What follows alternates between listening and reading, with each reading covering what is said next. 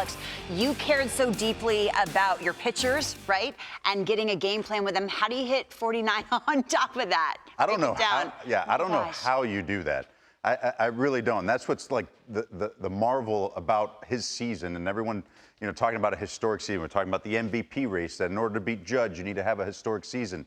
Well, Cal's having a historic season, and while I was figuring out, okay, what are we going to do this morning? I get the text from Capalbo yesterday after he hit the 2 home runs. We got to do Cal Raleigh. Have to. And because we owe it to him. We owe it to him. The history portion of what he's doing is huge, and this guy's been so big for Seattle, and a big reason why they're in the mix this year. Simple move, too. Yeah, and he made some nice adjustments, and we're going to get into the adjustments, especially from the right-handed side, to see how this has basically become. He's not just a left-handed power hitter, but right-handed. Now he's facing Lopez here, not wasting no time. Oh. Heater. You can't throw heater down the middle the way Raleigh's been going this year. He was all over that fastball to tie the record for most by a catcher. And that tremendous swing. Now, guy on second base, first pitch changeup.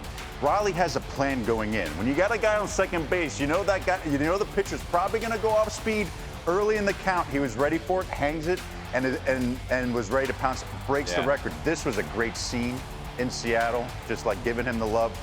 His teammates had to push him out of the dugout. But I wanted to get into the right-handed swing here, just because he struggled a bit. Looking at the boards here from the right-handed side, look at those first few years as a right-handed hitter compared to this year as a right-handed hitter, the average. And the home runs, look, he had 20 home runs. He's got almost 20 in this year. from the right side. But 20 home runs between 21 and 24, 19 already this year from the right side.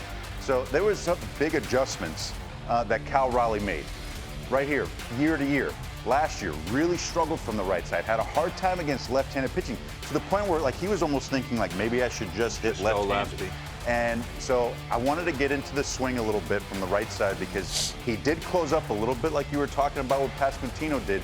He did it too. Now the side angle here though. It's gotten more athletic. More athletic, and as we keep going, let's a couple of clicks here. You're gonna see, pause it.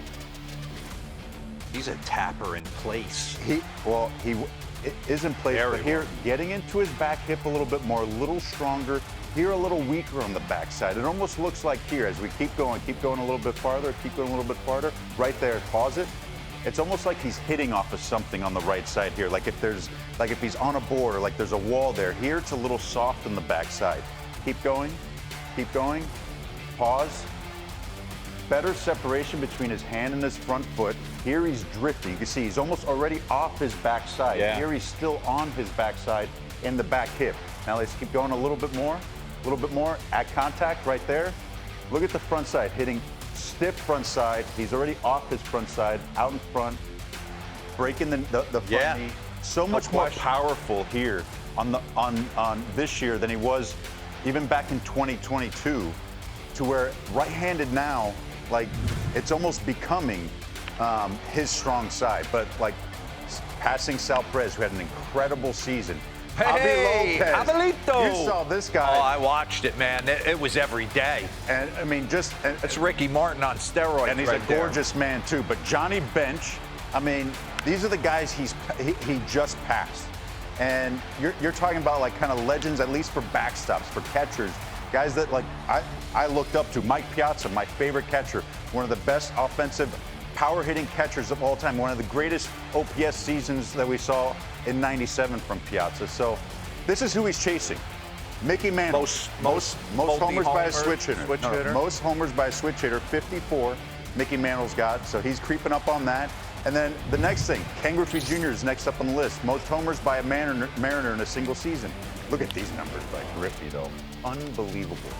56. That's what he's got coming up. Yeah, that's ridiculous. That is absolutely ridiculous. Can you imagine going to bed every night during the season? He's sleeping good. But I wanted you guys to hear this from Logan Gilbert, though. This is something that came in because this is what it's all about for me when it comes to a battery and a catcher's-pitcher relationship and what he means to the team. Let's run it. He's the type of player and person that, this is who you want it to happen to, that kind of stuff. Works harder than anybody, gets banged up more than anybody. You saw I gave him a couple today on some of those 0-2 pitches, and he doesn't say a word. He's just great player, great person. It's the kind of guy that it's really easy to root for him. Now, that to me, that's everything right there. Regardless of what's going on in the field, Cal Raleigh this whole season has been trying to push it away from him. The attention, the accolades that he's doing, he can care less about this. He would basically just throw it all away for the opportunity to play in the playoffs and win a World Series. He's unselfish. He doesn't like this attention, but obviously it's warranted because of the season he's having. But to hear that from your pitcher, yeah. And the reaction that you have from your teammates, like that says it all to me right there as far as like what this guy means in the clubhouse. What do you think? I'm rooting for it as a catcher. Like I want to see it happen. It's hard to not say, like I was always like it's Judge. But to do what he's doing at the position, I think when you take it all in context, it's hard not to go there. They win the division, I think that would certainly help them.